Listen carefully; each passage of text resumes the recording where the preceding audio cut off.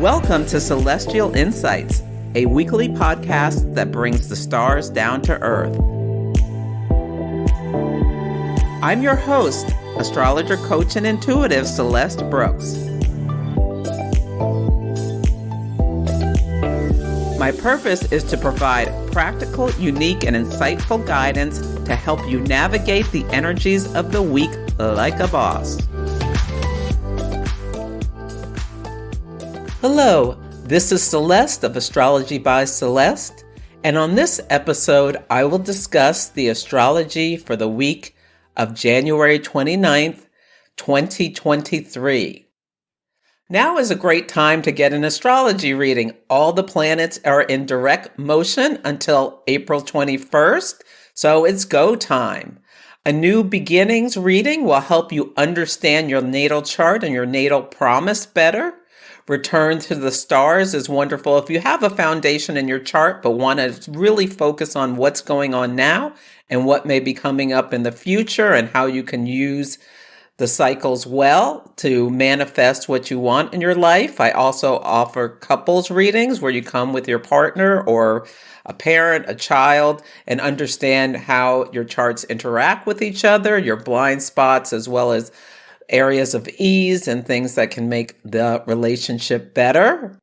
Horary is the astrology of burning questions. So if you just want to focus in on a specific issue that is really soul stirring, that you really need some clarity on, it's a wonderful thing to do about what do you have to know about this relationship, or what do you need to know about a work opportunity or a business investment or things like that. Or if you lose something valuable and cannot find it, it can help find lost objects as well. So you can go to my website, astrologybyceleste.com. Readings are booked on the services page, or you can check the show notes and there'll be a link there. The theme of this week is seeing the light, and there are three big things I want you to think about. The first is that Mercury, the planet of communication, transportation, and thought processes, will trine Uranus, the great awakener, bringer of sudden events, the lightning bolt, rebellions, chaos. Uranus rules things like that, earthquakes, for the third and final time. Mercury is in Capricorn and Uranus is in Taurus. The first trine was on December 17th. Mercury was in direct motion and Uranus was retrograde. The second one was January 8th when they were both retrograde. That was the day that in Brazil, there was the people who supported the former President Bolsonaro stormed into buildings at the Capitol in Brazil to protest the election of the current president there, Lula, and caused a lot of damage. It was very similar to January 6th in the United States, this revolt, the rebellion where the people got together, and it seemed very sudden and caused a lot of havoc. The last one will be today, January 29th, where they're both in direct motion. Now, Uranus is still on a world point, so there may be unexpected news relating to topics that are aligned with this trine. And trines are smooth, easy motion. So things can go great or go down the tubes very, very quickly. Mercury rules transportation, so there could be like some transportation accident. Uranus is in Taurus, a sign of resources. So it could be something around a big money thing somewhere in the world. It also, Mercury argues and destabilizes, and Uranus, the revolts. It could be some kind of protest against government or things like that. We'll see what happens.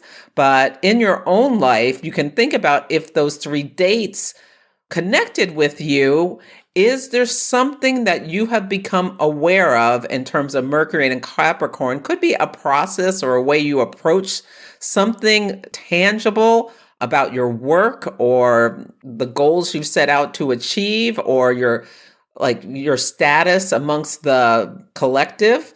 that you have a change of thinking about, because Uranus can awaken you to new ways of being or new ways of thinking. Maybe you don't have the same values about achieving, wealth or material things that you used to. So you can think about that. Like maybe you spent so much money at Christmas, you're looking at the credit card that you got to pay, and you're like, okay, we're not doing that again, or something like that, or whatever holiday you celebrate in December. Yeah, so those may be some things that come up this week for your review and understanding and integration.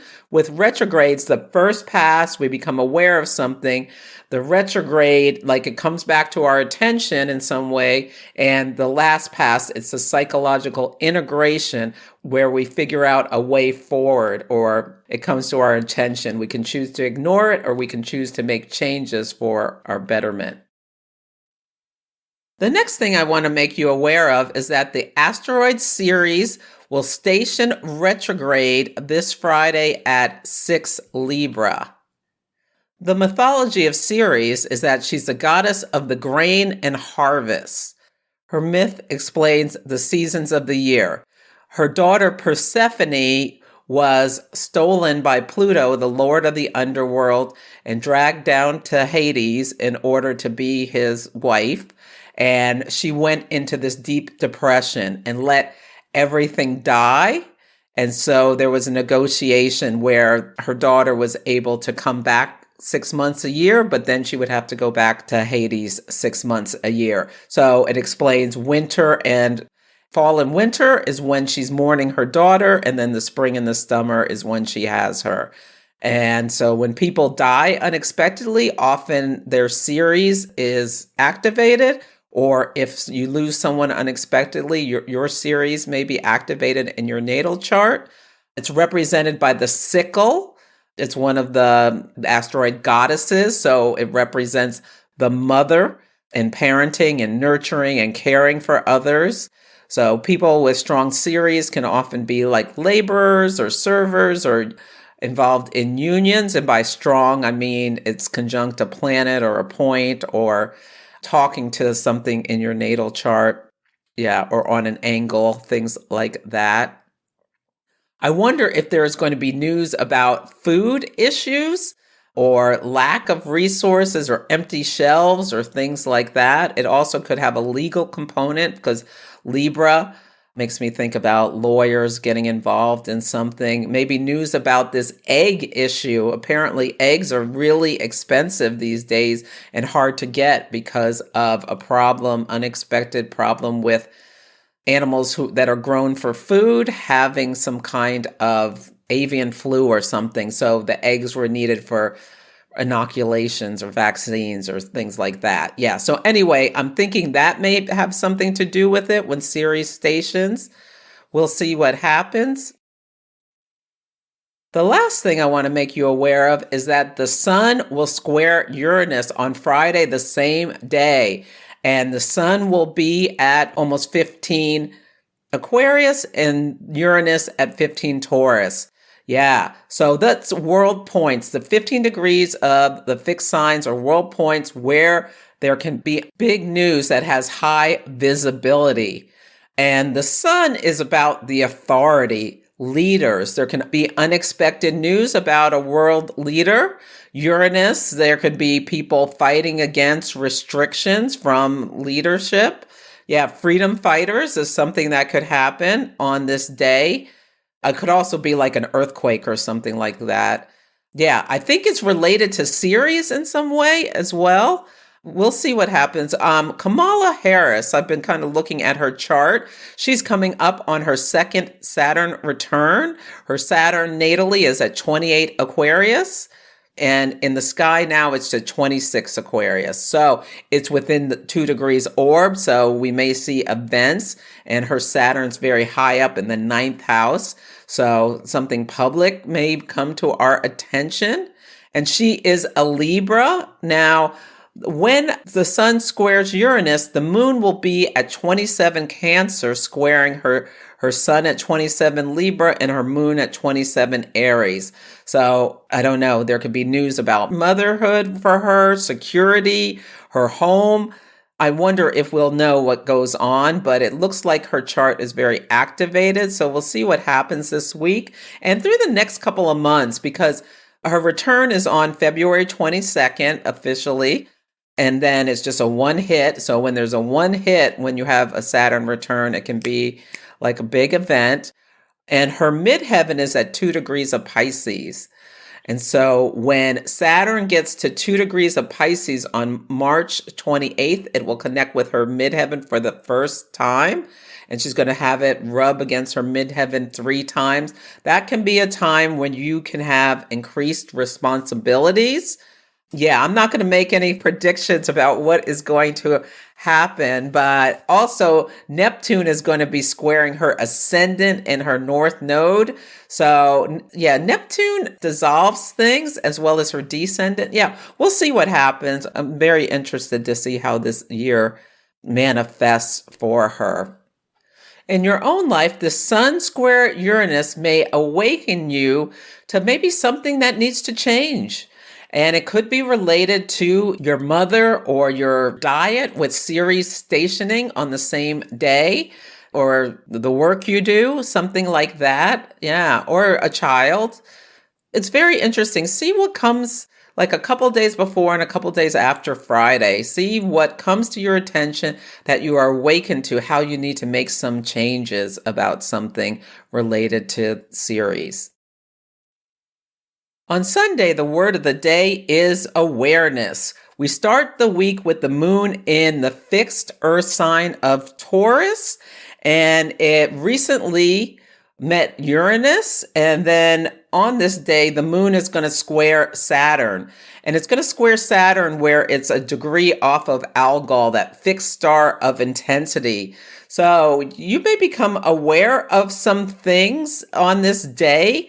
There can be a little intensity around this, or someone, yourself or someone else, may be figuratively feel like they're being beheaded by restrictions that are put upon them, or feel like they're losing their voice in some way. Yeah, this could be a bit of a tense day.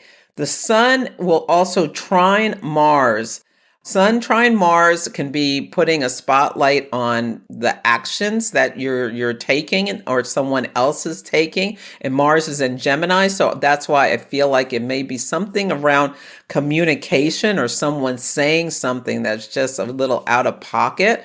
But for yourself, Mars is going to be on the fixed star Aldebaran, which is about acting with integrity. So even if someone comes at you sideways around something, can you remain in your own integrity? The sun may also illuminate the work that the retrogrades required of you, especially that long, what was seemingly never ending Mars retrograde in Gemini. The sun illuminates things. If you've done the work, maybe all will be fine and smooth. But if you haven't, something may come to your attention that with Mercury trining Uranus on the same day, there is like something breaks. I mean, I'm sure in the collective, there's going to be I think it's going to be something around transportation. We'll see that comes to light. It also could be something about someone in big business because Mercury's in Capricorn. Or it could be something about layoffs with the tech industry. That was a big part of that Mars retrograde in Gemini. Gemini, an air sign that rules information, and tech is all about information. And Mars retrograde, like the pulling back, the taking action to reduce headcount, was very Mars retrograde about the tech. And with this next week, we may be seeing more layoffs coming from those industries. On Monday, the word of the day is integration. And this could be the day that some big layoffs are announced. And we've been hearing again and again, many companies laying people off. Yeah, the moon will enter Gemini at 12:34 a.m. And then when it's in Gemini, it will, over the next couple of days, activate Mars and meet Mars and, set off some things about that Mars retrograde. There is subtle energy today. Mercury will be in a quintile with Mars. So there is a great opportunity to integrate, The emotions that the retrogrades were bringing up connected to the words for positive action. Quintiles are grace notes. This is a soft aspect. It's 72 degrees between the two planets. And it's the ability to integrate differing energies in a creative way is what quintiles offer us. So great day for brainstorming the next steps. Yeah, so think about that on Monday. On Tuesday, the word of the day is assessment. The sun at 11 Aquarius will quincunx Pallas Athena at 11 Cancer. Pallas Athena is the asteroid of strategy. So this is a great time to assess your strategy about how you're achieving, could be like your big goals or how you're interacting with someone in your family with Pallas Athena on Cancer. Aquarius is a sign where you can take a step back and have a higher perspective. It's a fixed air sign. So assess your strategy of dealing with something that's been difficult for you or challenging or feeling like it's an obstacle. Is your strategy logical, Aquarius, or emotional, Cancer? And what adjustments do you need to make to get back on track or move it forward in a positive way? On Wednesday, the word of the day is persistence. The Gibbous Moon is at 27 degrees of Gemini at 7:07 a.m. Gemini is an air sign, and the Gibbous Moon is like pregnant with possibilities. It's the last phase right before the full moon. And the sun will sextile Chiron, so there's an opportunity for healing with this, healing or hurting. And Neptune is semi-square the north node. And semi-squares can be frustrated where you feel like you're pushing against something and you're not getting anywhere. So with this, I want you to have an attitude about what is possible. Think about the dream Neptune. And if you feel like there have been endless obstacles getting in your way to achieve your dream, do not give up. Keep the faith. Yeah, think about the actions you're taking or your plans that you're putting in place with Mercury and Capricorn. Yeah, keep the faith, don't give up. Have persistence is what the message is for this phase of the lunar cycle. And then the moon will enter the watery sign of Cancer at 12:11 p.m. Pacific time. So the moon is at home in Cancer. Emotions may run high. The moon is out of bounds for part of this week, and Mars is out of bounds. There's not the calming influence of the sun when planets are out of bounds. So just watch out again for acting out of emotion rather than logic. On Thursday, the word of the day is UNIFY. Venus, the planet of relationships and harmony and balance, will be in a sextile with the North Node. So Venus is at 8 Pisces, the North Node at 8 Taurus. This may be more internal, where you figure out a way to move forward with something that will be a mutual benefit to both parties. Yeah, that's in your highest good. So think about how you can connect rather than separate. On Friday, the word of the day is clash. If there are things that need to be dealt with, some conflict that needs to be dealt with, it may come to a head on this day. This is the day Ceres at 6 Libra, stations to go retrograde. So it could be, something around a group of laborers keeps coming to me. Or a mother's group argument breaks out at the mommy circle. I don't know, because this is a day also the sun squares Uranus, both on world points at 15 degrees, sun 15 degrees Aquarius, Uranus 15 degrees of Taurus. So there can be clashes between authority and the people who are revolting against the authority. Yeah, or something around resources. It'll be really interesting to see what happens on this day or leading up to this day or a few days afterwards. On Saturday, the word of the day is integrity. Venus in Pisces Now it will be at 10 Pisces, will square Mars in Gemini at 10 degrees of Gemini. Mars on the fixed star Aldebaran. Maybe this is just you and your partner or your friend arguing about whether you want to go to an art museum or a UFC fight. Venus is the feminine yin energy. Mars is the masculine yang energy. This could be a lover's quarrel. You don't bring me flowers anymore kind of thing. Or just some kind of conflict with yin and yang. Can also be activating very, very sexy, like a connection between lovers where one says something really sexy and it's just like it takes them to a higher love with Venus and Pisces. But acting with integrity, because Aldebaran is the star of integrity. It's the bullseye also. So yeah, don't think you're getting away with something because you may not. Yeah, it's something you do may come back. So hopefully everyone will act with integrity on this day. So that's it for this week's episode. Feel free to email me at celeste@astrologybyceleste.com with any astrology and action stories, or let me know how the daily themes are playing out for you. Take care, and I'll catch you next week. Thank you for listening to Celestial Insights.